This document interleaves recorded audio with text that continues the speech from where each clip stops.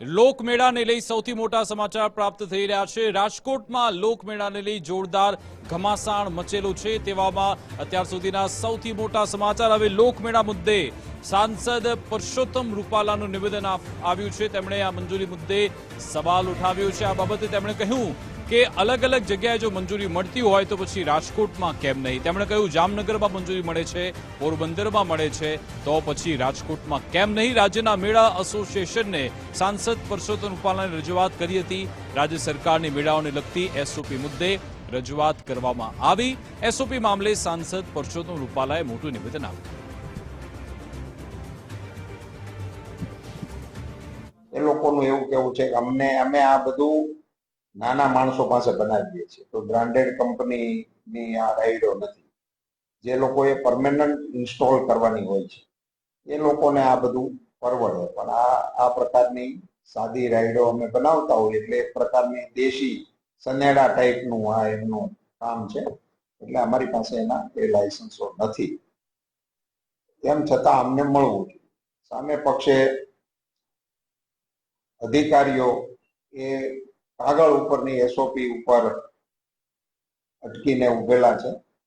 મેં એમને પણ વાત કરી છે, રાજ્ય સરકારને પણ આ વિષયથી હું અવગત કરવાનો છું, અને નાગરિકોની જાનમાલની સુરક્ષાની બાહેંધરી સાથે નાના માણસોની રોજગારી ઉકલે એવો વચ્ચેનો માર્ગ કાઢવા માટેનો પ્રયાસ હું અવશ્ય કરીશ। અને સનાતન સંસ્કૃતિ સાથે જોડાયેલો આ લોકમેળો છે, અને આખા ગુજરાતની અંદર અને આખા સૌરાષ્ટ્રમાં ઓલરેડી મેળા જે એસઓપી આવ્યા પછી બી યોજાઈ રહ્યા છે, અને લાયસન્સ અને પરવાનગી મળી રહી છે, અને છતાં બી અહીંયા આગળ જે પરવાનગી નહીં આપવાનું અથવા કડકપણે એસઓપી નું પાલન કરવાનું અથવા એ નિયમ અનુસાર મેળો નહીં યોજવાનું એનું કારણ કોઈ પ્રોબ્લેમ અથવા કોઈ પ્રશ્ન ન હોવો જોઈએ। બીજી રજૂઆત સાહેબને અમે એમ કીધી હતી કે ઓલરેડી 15 નિયમો બનાવ્યા છે, એની અંદર 13 નિયમોનું અમે પાલન કરીએ છીએ। રહ્યા સવાલ બાકીના 2 નિયમો છે।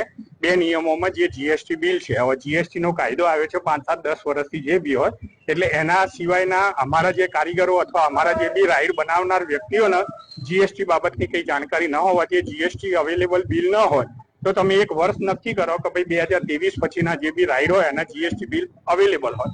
એ સિવાયના અમારા જે બી રાઈડ છે એનું જીએસટી બિલ કલેક્ટ કરવામાં આવે અથવા એની ચકાસણી કરીને જીએસટી લેવામાં આવે તો અમે ભરવા તૈયાર છીએ। તો આ અંગે વધુ વિગત આપશે આપણી સાથે સંવાદદાતા ગૌતમ ભેડા રાજકોટથી જોડાઈ ગયા છે। ગૌતમ, આખરે હવે પરસોત્તમ રૂપાલા લોકમેળાના મુદ્દાને લઈ આગળ આવ્યા છે, શું તેમના તરફથી કહેવામાં આવ્યું અને જે એસોસિએશન છે તેમનું પણ શું કહેવું છે? જી ચોક્કસ, જે રાજકોટનો લોકમેળો છે તેના જે નવી એસઓપી બહાર પડી હતી ગત વર્ષે, તેમાં જે 2-3 નિયમો છે તેમાં જે મેળા એસોસિએશન છે તે છૂટછાટની માંગણી કરી રહી છે, કેમ કે જે રાઈડ હોય છે તે રાઈડ તેમણે લોકલ કારીગર પાસે બનાવી હોય છે, એટલે જીએસટી બિલ સહિત ના જે કાગળ છે તે નથી હોતા।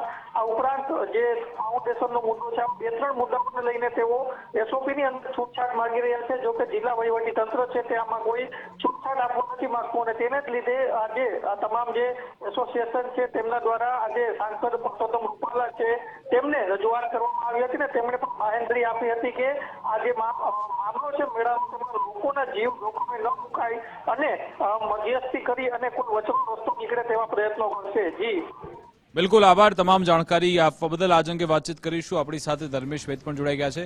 ધર્મેશ, અને પરસોત્તમ રૂપાલે જે મુદ્દો ઉઠાવ્યો છે કે આખરે તમે જામનગરમાં મંજૂરી આપો છો, પોરબંદરમાં મંજૂરી આપો છો, રાજકોટમાં કેમ ને? આખરે કેમ ત્યાંનું તંત્ર મંજૂરી આપતું નથી? શું ડર લાગી રહ્યો છે તંત્રને? વિકાસ, સૌપ્રથમ તો રાજકોટનો જે 5 દિવસનો જે મેળો છે એ માત્ર રાજકોટની સૌરાષ્ટ્રવાસીઓ જેની રાહ જોઈ રહ્યા છે, પણ ટીઆરપી ગેમ ઝોન પછી જે એસઓપી તૈયાર થઈ છે એને કારણે ગત વર્ષે પણ રાઇટ્સ નથી, એટલે ચકડોળ વગરનો ફીકો, જો કે વરસાદ આવ્યો એટલે મેળો જ બંધ રહ્યો હતો।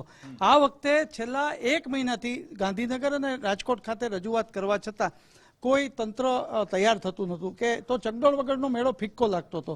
એવા સંજોગોમાં પોરબંદર અને જામનગરમાં રાઇટ્સની મંજૂરી અપાણી એવા સમાચાર મળતા સોશિયલ મીડિયામાં પણ હતું કે ભાઈ અમારે પણ કોઈક નેતા આવો હોવો જોઈએ। સદગત વિજય રૂપાણી આજે નથી તો વિજય રૂપાણી વગર અમારું કોણ બોલશે?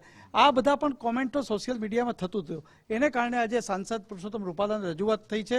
મહત્વની વાત એ છે કે એમાં જે ગાઈડલાઈન છે, એક તો જે તમે ચકડોળ છો, જે આખું મશીન છે ચકડોળનું જે રાઇડ્સનું, એનો જીએસટી બિલ જોવે, એની ઘણી ગાઈડલાઈન છે. ટીઆરપી ગેમ ઝોન ટૂંકમાં રાજકોટ જ નિમિત્ત છે સમગ્ર ગુજરાત, પણ જામનગર ને પોરબંદરને મળે તો રાજકોટને શું કામ નહીં? આ બહુ મહત્વનું છે ને. ત્યાં તો એક ધારાસભ્યએ આ મેળો દૂર થાય એવી પણ એક રજૂઆત કરી હતી ભાજપના. એટલે આ તમામ પ્રશ્ન વચ્ચે પુરુષોત્તમ રૂપાલાએ દરમિયાનગીરી કરવી જ જોઈએ, કારણ કે નાના માણસોનું પણ એક મહત્વનું છે ને. ચકડોળ વગરનો મેળો ફિક્કો છે તો હકીકત છે, કારણ કે મેળાની રંગત જ આ છે. મેળે આવે ને મેળે જાય એ સૌરાષ્ટ્રની કાઠિયાવાડી આ જન્માષ્ટમીના તહેવારની. પણ આમાં કલેક્ટરે તો હવે જાહેરનામું બહાર પાડ્યું છે અને હવે રાઇડ્સ વગર મેળો યોજાશે નક્કી થઈ ગયું છે. આપને લાગે છે કે આમાં કોઈ ફેરફાર આવી શકે છે? શક્યતા બહુ ઓછી દેખાય છે, કારણ કે હવે આ રૂપાલા ઉપર એટલે મેં તમને કીધું છેલ્લા એક સપ્તાહથી સોશિયલ મીડિયામાં લોકો કહેતા કે હવે લોકનેતા આવે, અને એ લોકનેતા માટે હવે આ પુરુષોત્તમ રૂપાલાને રજૂઆત કરી છે. કારણ કે આ એસોસિએશને ગાંધીનગર પણ રજૂઆત કરી.